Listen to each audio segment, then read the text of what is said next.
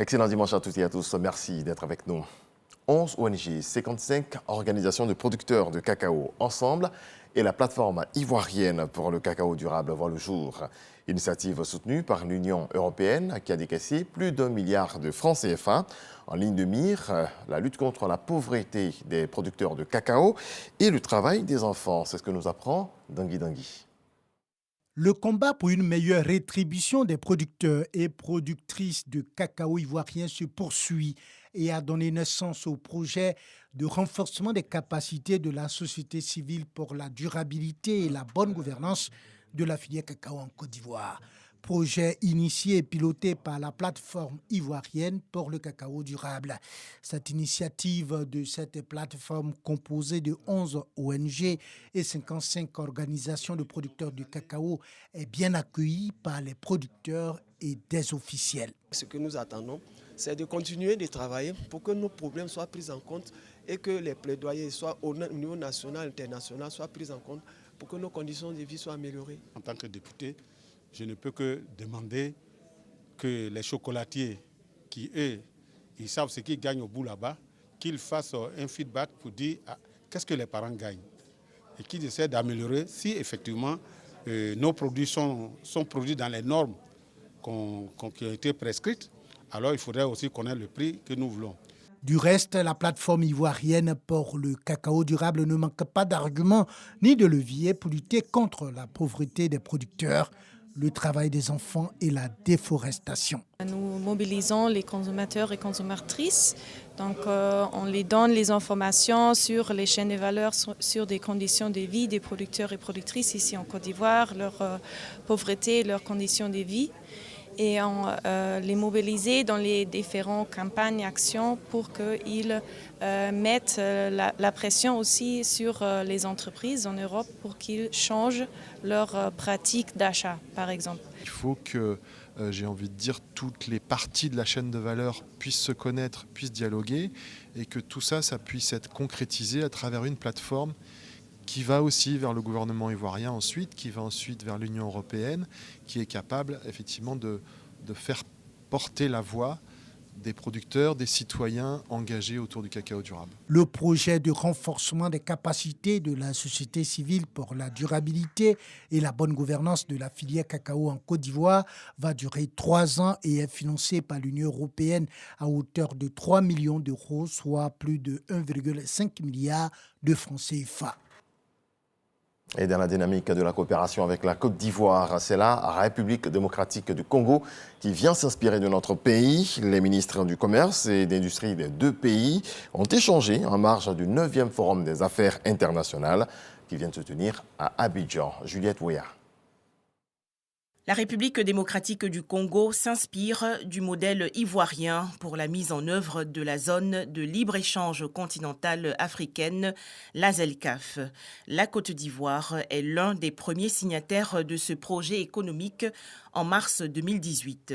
En marge donc du 9e Forum des affaires internationales Makutano, ouvert à Abidjan, une délégation congolaise conduite par son ministre du Commerce extérieur, Lucien Boussa, a rencontré le ministre ivoirien du Commerce, de l'Industrie, des petites et moyennes entreprises, Souleymane Diarra-Souba. Les deux parties veulent renforcer leurs échanges commerciaux. Je me félicite du renforcement et de coopération entre nos deux pays, et également de la vision commune que nous avons d'intensifier le commerce intra-africain.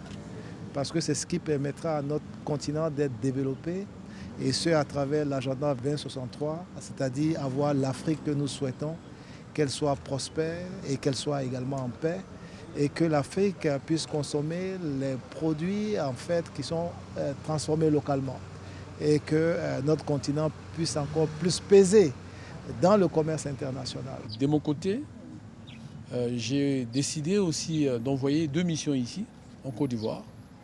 L'une pour un partage d'expérience dans la mise en œuvre de la ZLECAF.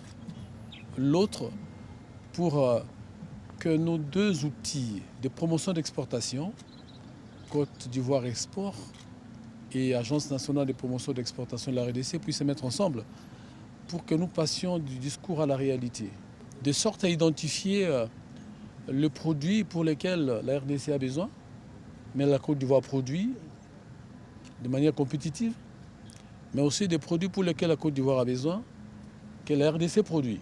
Les échanges commerciaux entre la Côte d'Ivoire et la République démocratique du Congo sont estimés à 7,2 milliards de francs CFA en 2022. On reste avec les chiffres. 305 hectares, c'est la superficie qui accueille l'université de Bondoukou. Le ministre Adama Diawara a visité le chantier pour constater de visu l'état d'avancement des travaux de construction de la première tranche de la dite université. Les premiers cours seront dispensés le 2 octobre prochain. Plus de 500 étudiants sont attendus. Herman Niamia. C'est la 4e visite que le ministre de l'Enseignement supérieur et de la Recherche scientifique effectue à l'université de Bondoukou. Cette fois-ci dans un contexte tout particulier. L'institution universitaire ouvre ses portes le 2 octobre prochain. Adama Diawara est donc venu inspecter l'avancement des travaux afin de s'assurer que la rentrée solennelle sera effective. Les bâtiments prioritaires, tels que la présidence de l'université, l'école d'architecture et d'urbanisme, ainsi que les amphithéâtres, les restaurants et les cuisines de l'université sont quasiment prêts à recevoir les étudiants. Tout sera prêt le 2 octobre pour l'ouverture de l'université de Bondoukou. Au plan technique, au plan de la réalisation des infrastructures, nous sommes à environ 95%. Le ministre de l'Enseignement supérieur et de la Recherche scientifique s'est dit satisfait de l'état d'avancement des travaux. Satisfait parce que les travaux ont avancé, j'aurais dit, à grands pas depuis notre dernière visite. Mais cela dit, évidemment, j'ai exhorté les uns et les autres à faire en sorte que d'ici le 2 octobre, les quelques retouches qu'il faille faire sur les bâtiments prioritaires soient achevées. Pour cette première phase, 510 étudiants sont attendus dans cette université. Une des préoccupations du ministre Adama Diawara concerne les infrastructures d'hébergement parce que selon lui, l'université ne pourra pas absorber tous les étudiants. Au démarrage, il n'y a pas de problème, on a 510 étudiants, on a déjà une aile de la cité qui est prête, qui pourra accueillir 500 étudiants, mais ça c'est pour la première cohorte. Mais après, pour les deuxièmes cohortes et les autres à venir, il est évident qu'on ne pourra pas loger tous les étudiants en cité, donc il va falloir que les élus et cadres, ainsi que les opérateurs économiques de la région puissent construire des logements pour accueillir ces étudiants-là. Sur la question, le président du conseil régional du Gontougo rassure. Les mesures sont déjà prises et je vous assure que vous pouvez être rassurés, nous n'allons pas avoir honte, que ce soit les enseignants ou que ce soit même les étudiants à terme, tout le monde aura un toit pour se loger ici à Bondoukou. L'achèvement des infrastructures restantes est prévu pour le 31 décembre prochain.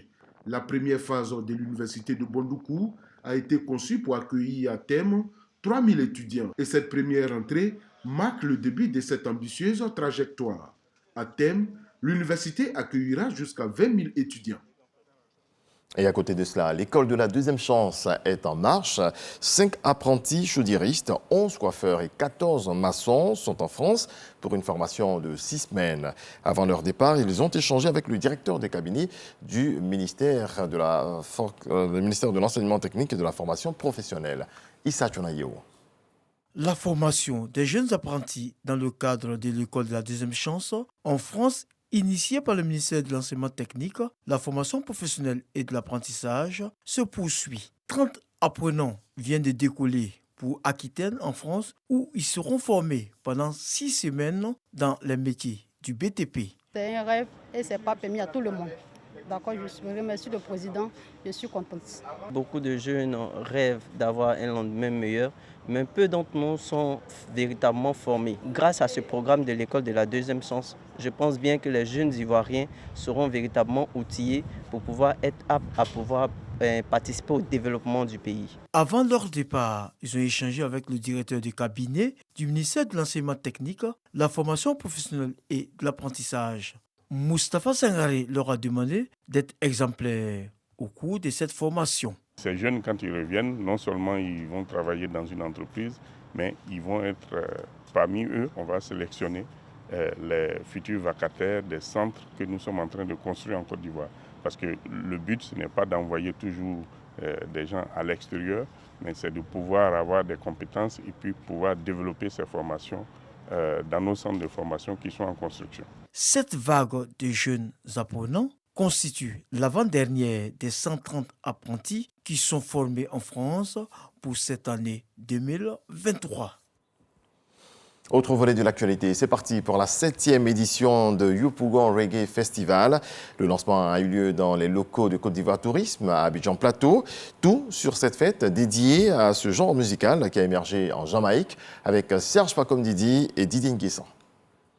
L'art au service de l'environnement. C'est autour de ce thème que va se tenir la 7e édition du Yop Reggae Festival. Une sorte d'expression artistique, de réflexion et de promotion de valeurs telles que l'amour, la fraternité, l'après prôné par le reggae. Qu'est-ce que nous les artistes on propose face à ce défi qui est le réchauffement climatique? Alors on a voulu prendre l'angle du recyclage, puisque nous exprimons que par les œuvres que nous proposons. L'innovation, c'est le prix Yop Reggae Festival qui va consister à mettre en compétition des jeunes talents au niveau de reggae. En 48 heures, le lauréat là, Yop Reggae va lui donner la visibilité à travers son réseau de partenaires presse et médias.